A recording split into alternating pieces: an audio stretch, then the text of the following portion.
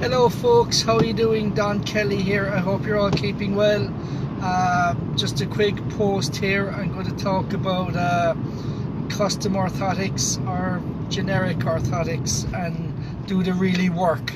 Okay, so I'm going to try explain to anyone out there who is thinking of investing in orthotics, be they custom made or be they generic, are they really worth it? And I'm going to give you my 2p worth on what I know about them, and I can give you a little bit of advice on whether you should get them or not, or whether they work or not. Okay, so I think the important thing to remember is with orthotics is they're basically two categories. They're either custom made, which would be made for you by a practitioner, a physio, a podiatrist, anyone basically in that field, and you can get a generic pair basically off the shelf, which would come from a pharmacist or in a sports shop, where they would put you on a walking machine and you walk, and then they'll tell you that okay, your gait is this way, and they'll give you an orthotic for that. Now the difference between them is a generic orthotic, an off-the-shelf orthotic, generally it basically just has an arch support, so you will feel the support under the arch of your foot, alright, and that's all it will really do. Now a custom made orthotic will be designed and prescribed, and you'll be measured by the practitioner, and provided to know what you're doing, they will look at your feet, look at your biomechanics, look at your gait, look at the bones of the foot, what way they're positioned, and we'll look at what way the foot is when you're walking. Is it turned out, is it turned in? Look at the shape of your toes. We'll look at the shape of your Achilles tendon. We'll look at the shape of your knees. We'll look at the shape of your pelvis. They should anyway, I don't know if they all do, but they should check if there's any leg length discrepancies, i.e. is one leg longer or shorter than the other, and if there is a leg discrepancy, is it a true leg discrepancy or just an apparent leg discrepancy? So what that means is, if there is a short leg, is it true length? Is it there to stay, or is it just short because of an overactive muscle? Okay, this is very important.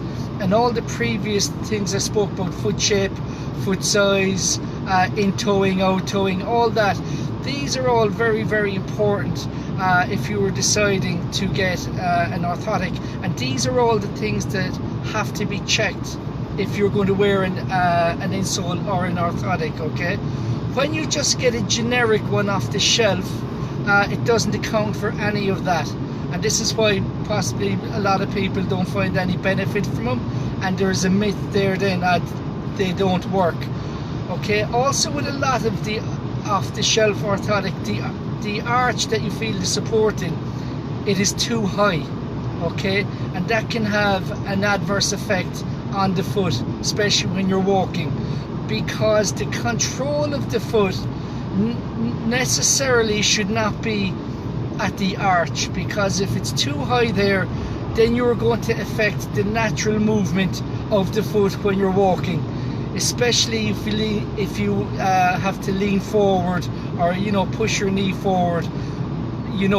That arch, it needs to be like a cushion. It needs to go up and down, a bit similar to my hand. Okay, so if the arch is too high, it will affect that movement, and that can have adverse effects going forward. It can create new problems.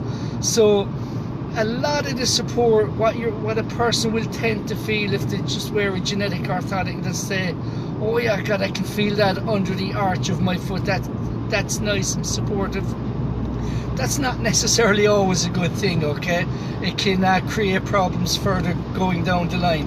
So I believe this is why a lot of people doesn't feel they don't work or there's no benefit in them, okay, because it's just basically a generic with a high arch, and you feel a sense of support, but it's not really giving you the support that is required, okay. The support needs to come at the metatarsals, the support needs to come at the ankle, the support needs to, actually most of the support should come at the ankle. It should be, you know, that's where you want to create a lot of the support, not necessarily in the arch.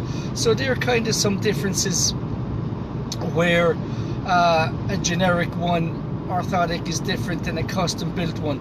So all those different variables have to be put into account when an orthotic is when you're being prescribed an orthotic from your practitioner. So when they're done correctly and when they are done, you know, with the right measurements and all that, and the additions and so on are put on the orthotic, they work extremely well, and they can reduce lots of symptoms, from ball of foot pain to plantar fasciitis to heel pain to Achilles tendonitis, calf pain, leg pain, piriformis syndrome, sciatic style pain, knee pains, hip and low back pain, okay. You got to remember, you know, the foundation of your whole body begins at the feet, and